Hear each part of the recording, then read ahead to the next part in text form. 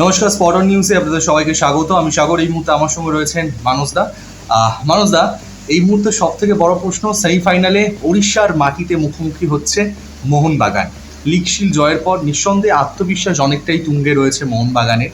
তবে কি মনে হচ্ছে, যদি আমরা একটু ইতিহাস দেখি, ওড়িশার মাটিতে বলো বা ওড়িশার বিরুদ্ধে মোহনবাগান কিন্তু সেইভাবে বড় লিড নিয়ে জয়লাভ করতে পারেনি, ম্যাচ ড্র হয়েছে কখনো কখনো। তো কি মনে হচ্ছে, এটা কতটা মোহনবাগানের দিক থেকে পজিটিভ ম্যাচটা?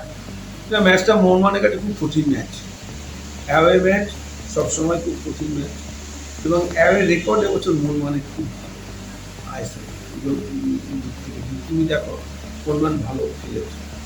তা আমি যদি শেষ ম্যাচটা মোহনবাগানের দেখি আর শেষ ম্যাচটা যদি আমি উড়িষ্যার দেখি, তাতে দেখবো মোহনবাগান লিগশিল জিতে আত্মবিশ্বাস অনেকটাই বাড়িয়ে নিয়েছে। আমি দুজন খেলোয়াড়ের কথা বলবো যাদের আমার খুব ভালো লেগেছে। এক নম্বর হচ্ছে অনিরুদ্ধ থাপা। এত ভালো ফুটবল ছেলেটি খেলেছে, এই সিরিজের আমার মনে হয় সেরা ম্যাচটাই ও খেলেছে।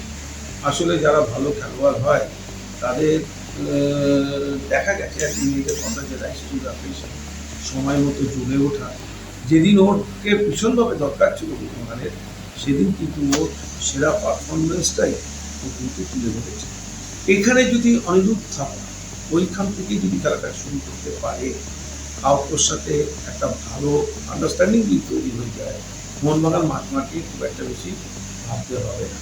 দেখো টেলগার্ডও, মুর্তাজাফর, দুজন ধুরন্ধর ডিফেন্ডার আমি বলবো উড়িষ্যা দলের রয়েছে। জসুর মতো মাঠের খেলোয়াড় রয়েছে, যে ম্যাচটাকে অনেকটা ছড়িয়ে দেয়, অনেকটা অঞ্চল জুড়ে খেলে। এবং আক্রমণ ভাগে মরিসিও এবং রয় কৃষ্ণ, এদের কথা বলবো। এরা কিন্তু খুব বিপজ্জনক ফুটবলার। মোহনবাগানকে এই জায়গাগুলোর উপর নজর রাখতে হবে, খেলোয়াড়দের উপর নজর রাখতে হবে। আর ডিফেন্সে আমি যদি বলি, এখনো পর্যন্ত আনোয়ার আমার মনের মতো ফুটবল খেলতে পারেনি। আনোয়ারকে আরেকটু ভালো ফুটবল খেলতে হবে। সেদিক থেকে হেক্টরের কথা যদি বলি, হেক্টর মোটামুটিও দায়িত্ব পালন করছে, সময় মতো পুরো করে দলকে সাহায্যও করছে, কিন্তু ডিফেন্সিভ অর্গানাইজেশন অনেক বেশি পার্থক্য থাকছে। যদি তুমি মোহনবাগানের শেষ ম্যাচটা দেখো, এই জায়গা যতটা দেয়া হয়েছে সামনে থেকে, এত জায়গা কিন্তু খেলোয়াড়দের দিলে চলবে না। অ্যাটাকার যারা ভালো মাপের ফুটবলার, তাদের তোমাকে একটু ক্লোজ মার্কিংয়ে রাখতে হবে, খুব দ্রুত যাতে তার কাছে পৌঁছে যেতে পারো সেইটা দেখতে হবে। আমার মনে হচ্ছে মোহনবাগানের এই জায়গাটা সবচাইতে বেশি একটা দুর্বল জায়গা তৈরি হয়েছে, যেখানে তারা কিন্তু এই ব্যাপারটাকে রিকভার করতে পারেনি। তাই ছামতে এরা অনেক বেশি বিপজ্জনক হয়ে গিয়েছিল এই ম্যাচে। আজকে আরও একটা ব্যাপার যেটা বলতে হবে, যে মোহনবাগানের হাবাস সেদিন মাঠে ছিলেন। শুনছি অ্যাওয়ে ম্যাচে অত উনি যেতে পারবেন না। হ্যাঁ, যদি উনি নাও চান, মোহনবাগানকে ওইসব দিকে ভাবলে চলবে না। মোহনবাগানকে ভালো ফুটবল খেলে ম্যাচটাকে জিততে হবে। মানুষদা, হাবাস তো একটা ফ্যাক্টর, না থাকাটা অনেকটা বিপজ্জনক হতে পারে মোহনবাগানের না জন্য। না, ফ্যাক্টর তো বটে। দেখো, আমরা ফুটবলাররা বড্ড বেশি ওই সুপারস্টিশনে, সেক্ষেত্রে হাবাস থাকলে আমার মনে হয় কনফিডেন্স অনেকটা গেইন হয়। সেক্ষেত্রে ও না থাকাটা অনেকটা আমাদের কাছে একটা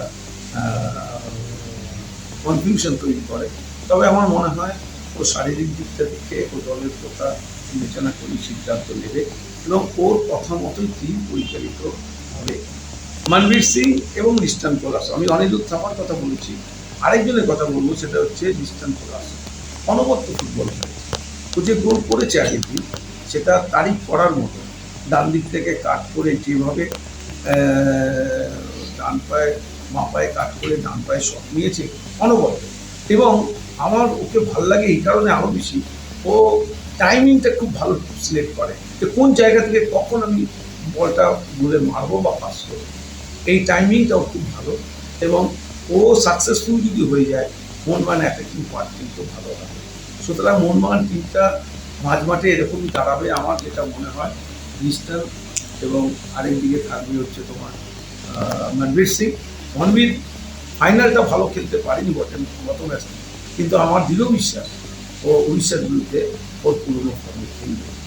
আর সামনে তো অবশ্যই আমার মনে হয় কামিন্সের জায়গায় সাদিকুনা খেলে, সেটাতে আর সময় বলবে। তবে আমার মনে হয় কামিন্সকে পরে আনলেই ভালো। পরে এলে ও অনেক বেশি বিপজ্জনক হয়, আমি দেখেছি। দুজনেই এখন কিন্তু গোলের মধ্যে ঢোকার চেষ্টা করছে। আর পেত্তাতোস, এই ছেলেটি কথা না বললে না, এর উপর অনেকটাই নির্ভর করবে। ওদের যেমন রয় কৃষ্ণা আছে, এদিকে তেমন পেত্তাতোস আছে। সুতরাং মোহনবাগান সমর্থকদের ধারণা করা কোনো জায়গা নেই। জসুকে জায়গা দেওয়া চলবে না, আর মুর্তাজা ফল আর টেলকানোকে ডিস্টার্ব করতে হবে। ওরা ডেড বল সিচুয়েশনে চলে আসে এবং ডেড বল সিচুয়েশনে সে অনেক গোল করে। আর মনীষীর উপর নজর রাখতে হবে। মনীষীও কিন্তু অনেক গোল করেছে এবারে ম্যাচে। মানে আমরা যদি তুমি বলো ম্যাচটা কি হতে পারে, আমার বিচার মোহনবাগানের ম্যাচটা জেতা উচিত। তবে ম্যাচটা মোহনবাগানের কাছে কঠিন বটে, তবে মোহনবাগান যদি ড্র করেও ফিরতে পারে, সেটাও কিন্তু মোহনবাগানের কাছে খুব একটা বেশি অসুবিধাজনক হবে। মানে আমরা এটাও দেখছি মানুষদা, ওড়িশা বারবার মানে পিছিয়ে পড়েও তারপরে শেষের দিকে যেভাবে জ্বলে উঠছে, গোল দিয়ে দিচ্ছে, এই দিক থেকে একটু ডিফেন্সকে সতর্ক থাকতে হবে মোহনবাগানের। আমি তো আগেই বলেছি মোহনবাগান ডিফেন্সকে হেক্টর এবং আনোয়ার, সুভাশিস প্রত্যেককে সচল থাকতে হবে। গোলরক্ষক একদিন খুব ভালো খেলেছে, ওর কথা বলতেই হবে।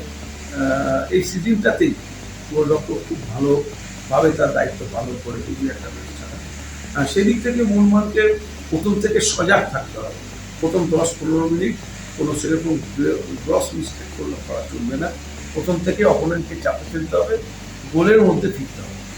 যে মানুষদা, আরেকটা শেষ প্রশ্ন রাখবো তোমার কাছে। সম্প্রতি সময়ে টানা পরপর 2 বছর আইএসএল ট্রফি হাতে মানে তোলার স্বপ্ন মোহনবাগানের কাছে একদম রয়েছে, হাতছানি দিচ্ছে।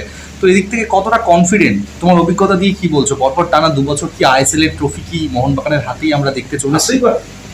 আসতেই পারে। এবারে টিম প্রথম থেকেই ভালো খেলেছে, মাঝখানে কিছুটা ভাটা পড়েছিল, আবাস আসার পরে আবার সেটা ঠিকঠাক হয়ে গেছে। তো আমি আশাবাদী মোহনবাগান উপযোগী দ্বিতীয়বার আইএসএলটা ঘরে তোলার চেষ্টা করবে। তবে একটার পর একটা হার্ডেল পার হতে হবে। প্রথম হার্ডেলটা 23 তারিখ, তারপরের হার্ডেলটা 28 তারিখ, তারপরে ফাইনাল দেখা যাবে। অসংখ্য ধন্যবাদ মানুষদা, অনেক মূল্যবান কথা তুমি ভালোভাবে বিশ্লেষণ করলে। ধন্যবাদ মানুষদা।